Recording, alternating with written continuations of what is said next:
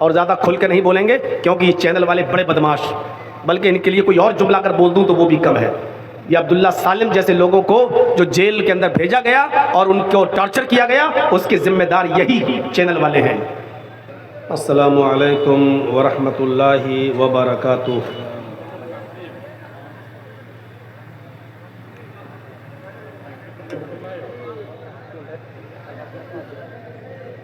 اب خاموش رہے صدر صاحب خاموش۔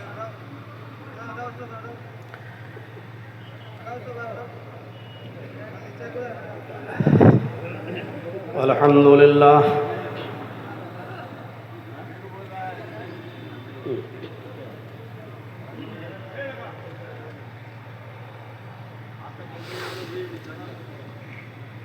الحمدللہ نحمده ونستعینه ونستغفره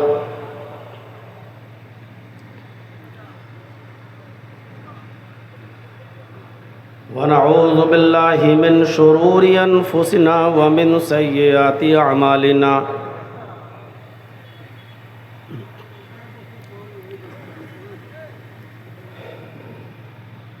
من یهده اللہ فلا مضل له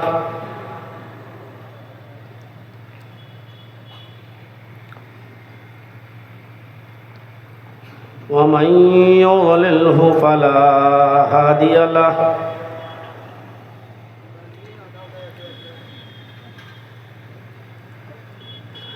وأشهد أن لا إله إلا الله وحده لا شريك له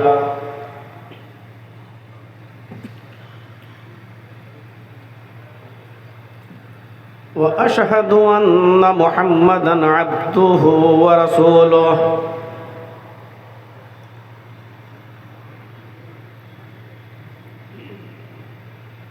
أما بعد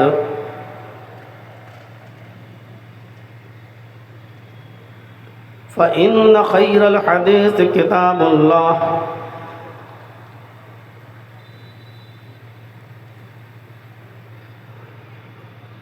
وخير الهدي هدي محمد صلى الله عليه وسلم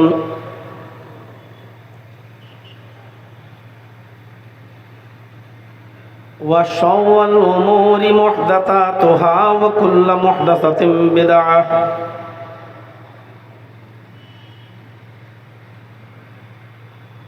وكل بدعة ضلالة وكل ضلالة في النار۔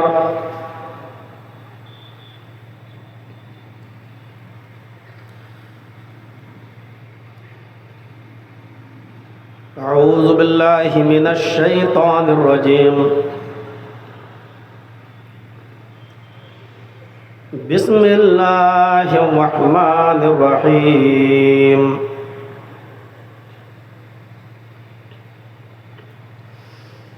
وَلَنَبْلُوَنَّكُمْ بِشَيْءٍ مِّنَ الْخَوْفِ وَالْجُوعِ وَنَقْصٍ مِّنَ الْأَمْوَالِ وَالْأَنفُسِ وَالثَّمَرَاتِ وَبَشِّرِ الصَّابِرِينَ الَّذِينَ إِذَا أَصَابَتْهُم مُّصِيبَةٌ قَالُوا إِنَّا لِلَّهِ وَإِنَّا إِلَيْهِ راجعون۔ رب اشرح لي صدري ويسر لي أمري واحلل عقدة من لساني يفقهوا قولي۔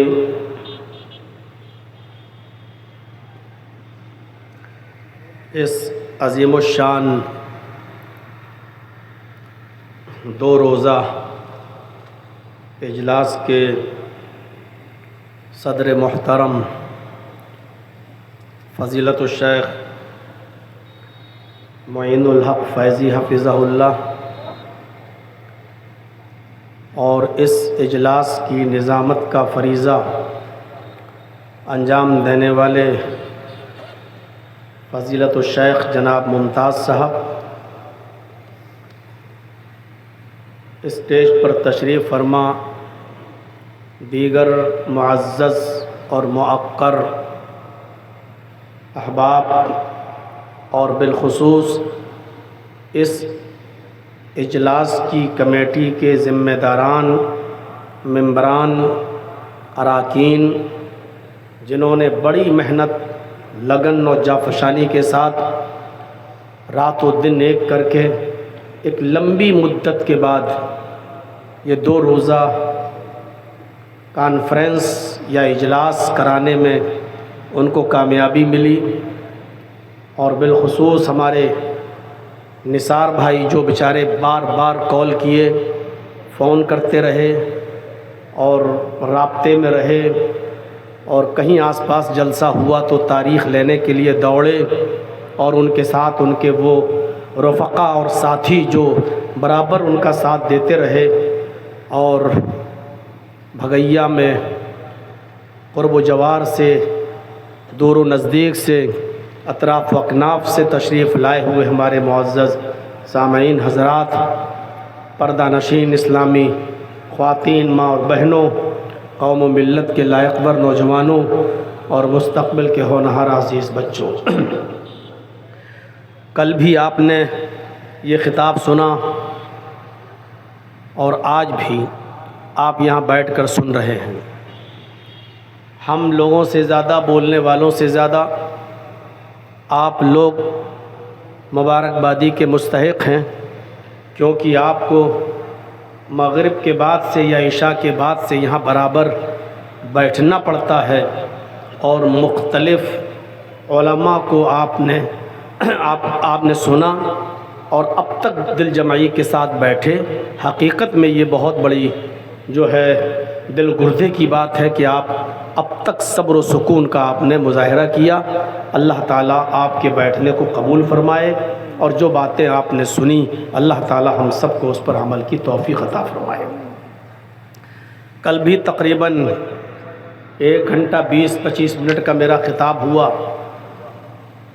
اور آپ نے اسلامی بھائی چارہ کے موضوع پر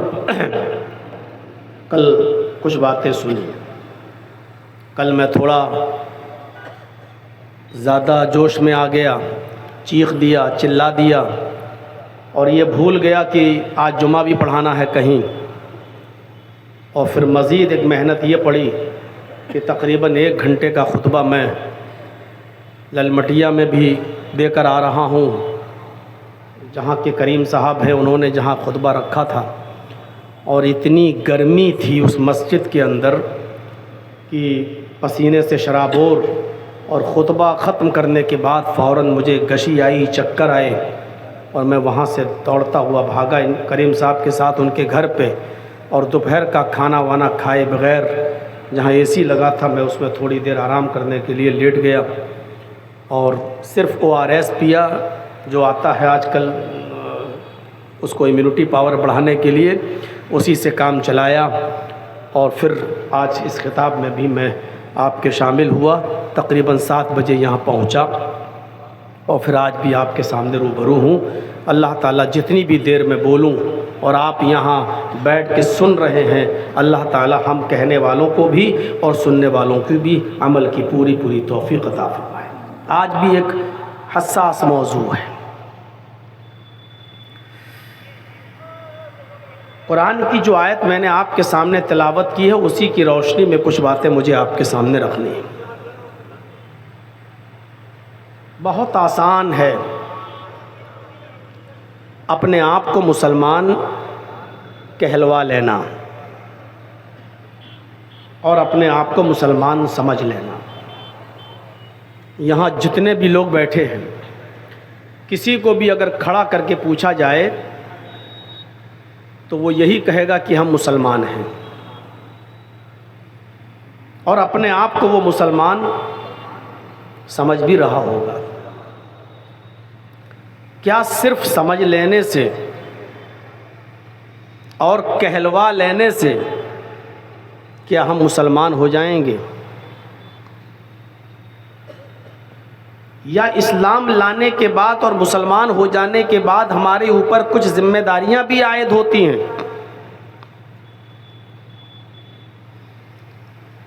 اللہ تعالیٰ نے کہا کہ اگر مسلمان ہو تم تو یہ باتیں غور سے سنو، ہم تمہارا امتحان لیں گے، ہم تمہیں آزمائیں گے، اگر میری آزمائش میں تم پورے اتر گئے تو اپنے آپ کو مسلمان سمجھنا، اگر ہم نے تم کو آزمایا اور تمہارے پیر لڑکھڑا گئے، ڈگما ڈول ہو گئے اور اس آزمائش میں پورے نہیں اتر پائے، تو پھر تم اپنے آپ کو صرف سمجھ رہے ہو مسلمان اور دوسروں سے کہلوا رہے ہو مسلمان، حقیقت میں مسلمان سے آپ کا، اسلام سے آپ کا کوئی رشتہ نہیں۔ یہ کل بھی ایسا کر رہے تھے، آج بھی پھر گھمانے لگے، سب سے بڑا قطب مینار تو تم ہی لیے کھڑے ہو، ایک بار جلدی کر لو۔ اب پبلک بھی آنا چاہیے نا کہ ہاں جلسہ ہوا ہے، جلدی کریے، ٹھیک ہے۔ تو وہ آزمائشیں کیا ہیں؟ وَلَنَبْلُوَنَّكُمْ بِشَيْءٍ مِّنَ الْخَوْفِ وَالْجُوعِ وَنَقْصٍ مِّنَ الْأَمْوَالِ وَالْأَنفُسِ وَالثَّمَرَاتِ وَبَشِّرِ الصَّابِرِينَ۔ مسلمانوں، ہم تمہیں آزمائیں گے، ہم تمہارا امتحان لیں گے خوف ڈال کر، والجوع، تمہیں بھوکا رکھ کر، ونقص من الاموال، تمہارے مالوں میں نقصان پہنچا کر، والانفس، تمہاری جانیں لے کر، والثمرات، تمہارے پھل فروٹ، تمہاری کھیتیاں، تمہارے کاروبار، تمہارے بزنس، تمہارے اناج، تمہارے گلے، تمہارے کھیت، تمہارے باغات، ان تمام چیزوں کو برباد کر کے ہم تمہارا امتحان لیں گے اور ہم دیکھیں گے کہ یہ چیزیں جب ہم تمہارے اوپر ڈالیں گے اور ان چیزوں سے جب ہم تمہارا امتحان لیں گے، اس وقت تمہارے قدم اسلام پر ثابت رہتے یا نہیں، اپنے رب کے اوپر ثابت رہتے یا نہیں، ثابت قدمی کا ثبوت دیتے ہو یا نہیں، یا بہک جاتے ہو، ہم تمہارا امتحان لیں گے۔ وَلَنَبْلُوَنَّكُمْ بِشَيْءٍ مِّنَ الْخَوْفِ، ہم خوف ڈال کر بھی تمہیں آزمائیں گے۔ اس وقت سب سے زیادہ خوف میں تو فلسطین کے لوگ رہتے ہیں، ہر وقت ان کو ڈر لگا رہتا ہے کہ کب پتہ نہیں اسرائیل کی طرف سے بمباری شروع ہو جائے، خوف کے سائے میں جی رہے ہیں، گھروں میں چولہے نہیں جل رہے ہیں، کوئی گاڑی آتی ہے، گاڑی کو دیکھتے ہیں، اس میں اناج آ رہا ہے، اس میں ہماری کچھ خوراک آ رہی ہے، کھانا آ رہا ہے، اس گاڑی کو دیکھ کر وہاں کے بچے، مرد، عورتیں سب بھاگتے ہیں، اور پھر بھی ڈر لگتا ہے کہیں ایسا نہ ہو کہ ہم کھانا لینے جائیں اور بمباری ہو جائے۔ یہ ماحول ہمارے اوپر بھی طاری ہوتا ہے۔ اس وقت بنگال کے اندر ماحول چل رہا ہے نا، بٹنا نہیں، ادھر ادھر مت جانا، ڈیوائیڈ مت ہونا،